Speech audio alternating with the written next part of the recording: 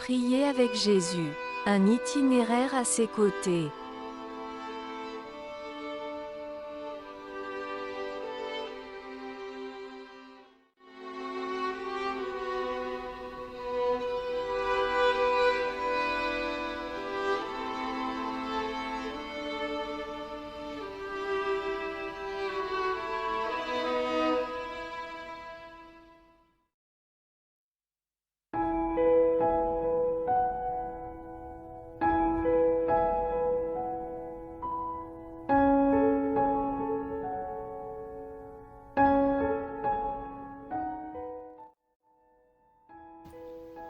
Chers amis, bonjour.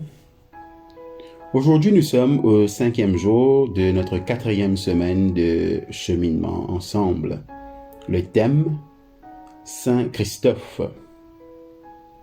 En Jean chapitre 17, les versets 11 et 18, nous lisons « Père Saint, garde en ton nom. Comme tu m'as envoyé dans le monde, je les ai aussi envoyés dans le monde. » En 1969, l'Église catholique romaine chargea une commission de supprimer de la liste des saints ceux dont la vie et les actes étaient trop largement légendaires. C'est ainsi que disparut Saint Christophe. Jusque-là, il avait été le saint patron des voyageurs. Porter un médaillon autour du cou ou fixé sous forme d'une effigie plastique sur le tableau de bord des voitures, l'image de Saint Christophe a accompagné des générations de personnes parties pour des trajets mesurés en minutes ou en kilomètres pour se rendre inlassablement au même endroit, par exemple au café du coin ou pour accomplir un pèlerinage unique au cours d'une vie. D'après la légende, Saint Christophe aurait porté un enfant sur son dos en traversant une rivière, mais à chaque pas, l'enfant devenait plus lourd de façon inexplicable.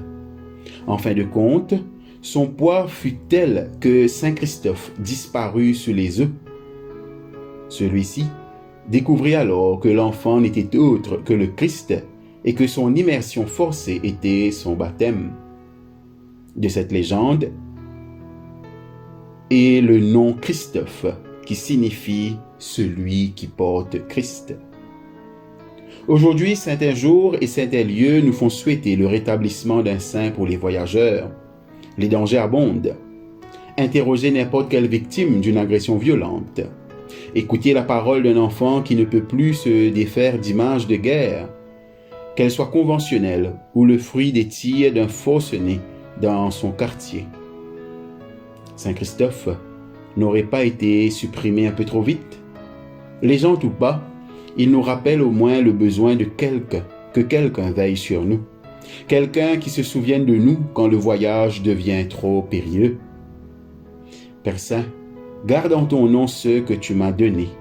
Lorsque j'étais avec eux dans le monde, je les gardais en ton nom. Je ne te prie pas de les ôter du monde, mais de les préserver du mal. Comme tu m'as envoyé dans le monde, je les ai aussi envoyés dans le monde. Jean chapitre 17, les versets 11, 12, 15 et 18. Un autre saint patron des voyageurs formule cette prière en notre faveur. Dans sa prière, Jésus n'économise pas ses mots en ce qui concerne notre besoin d'être entouré et protégé. Il n'invoque pas la protection divine une seule fois dans ce passage, ni même deux, mais 3 fois. Il ne faut toutefois pas confondre protection et isolement. Le Christ lutte vigoureusement contre l'idée enthousiaste que la foi nous ôtera de ce monde. Des murs de cette chambre haute de Jérusalem, depuis longtemps disparus, résonne encore l'invitation à la foi et à la discipline.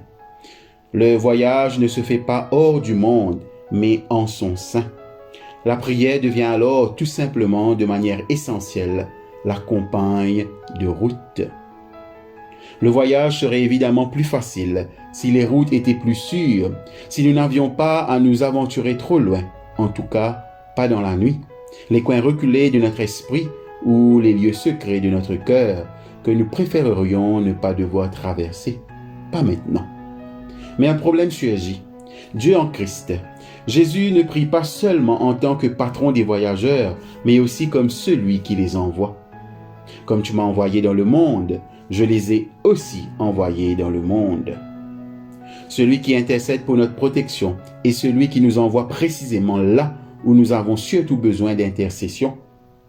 La grâce est une marchandise difficile à manipuler, d'autant lorsqu'elle entre en conflit avec des idées courantes comme œil pour œil, où la raison du plus fort est toujours la meilleure, où il n'a que ce qu'il mérite. Père Saint, garde-le. Le chemin est jalonné de risques. Les dangers abondent non à cause de manque de foi, mais souvent à cause de la foi. Notre confiance dans la prière de Jésus nous permet de nous lancer par la foi et d'aller de l'avant, même si le fardeau sur nos épaules pèse de plus en plus lourd. Le Christ nous soutient par sa prière. Même si nous avons l'impression de nous enfoncer, nous allons dans le monde avec le poids et la grâce du Christ pour être des porteurs du Christ, des Christophes. C'est ce que symbolise notre baptême, la plongée dans le monde et notre mission. C'est ce que Jésus demande dans sa prière pour ceux qu'il envoie. C'est ce que nous demandons en tant qu'envoyés. Va en paix. Prions. Ô Dieu, fais de ma vie celle d'un pèlerin. Je suis le sentier que Jésus a déjà emprunté et je compte sur toi pour ma vie. Tiens-moi sous ta protection, quelles que soient les circonstances. Au nom de Jésus ton Fils. Amen. Votre exercice spirituel pour ce matin. Imaginez-vous sur une route familière que vous prenez souvent. Prêtez attention aux personnes que vous rencontrez et aux scènes que vous observez. Demandez-vous, où puis-je espérer rencontrer Dieu sur cette route? Prenez la décision de l'emprunter à un moment ou à un autre de la semaine. En marchant, priez intérieurement pour les personnes que vous rencontrez. Demandez à Dieu de les garder et de les protéger dans leur cheminement, qu'ils vous soient connus ou non. Après ce tour virtuel, notez dans votre journal vos pensées et vos prières.